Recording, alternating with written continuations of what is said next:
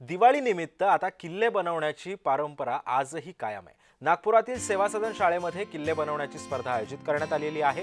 या निमित्तानं या स्पर्धेच्या आयोजन सध्या सदन शाळेतील मैदानावरती करण्यात आलेलं आहे। तरुणांनी आपल्या कल्पकतेतून किल्ले साकारत या किल्ल्यांची परंपरा आजही जागी ठेवलेली आहे। किल्ल्यांच्या माध्यमातून शिवकालीन इतिहासाला उजाळा सुद्धा मिळाला आहे। छत्रपती शिवाजी महाराज यांचा सक्षमगड किल्ला साकारण्यात आला असून अत्याधुनिक पद्धतीने हा किल्ला तयार करण्यात आलेला आहे।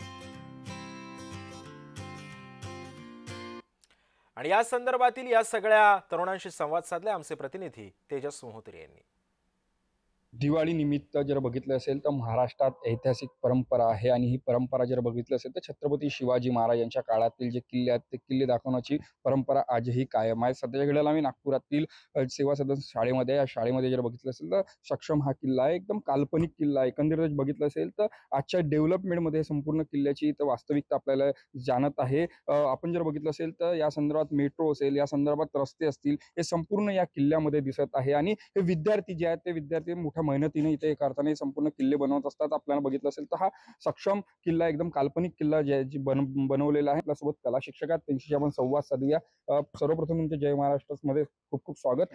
आणि काय सांगाल एकंदरीत कशा प्रकारचे किल्ले आपण बनवले आणि काय काल्पनिकता आहे आणि काय डेव्हलपमेंटच्या दृष्टीने बनवलेलं आहे? छत्रपती शिवाजी महाराजांचे किल्ले म्हणजे काय असतं तर ते एक इन्फ्रास्ट्रक्चर असतं, इन्फ्रास्ट्रक्चर डेव्हलपमेंट।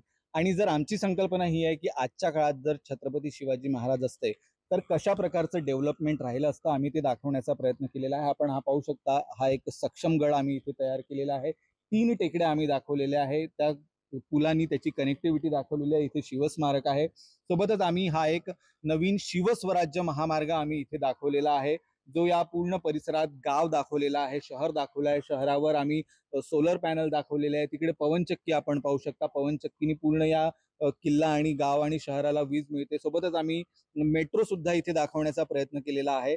तर अशा प्रकारचा आधुनिक किल्ला हा आम्ही इथे दाखवण्याचा प्रयत्न केलेला आहे।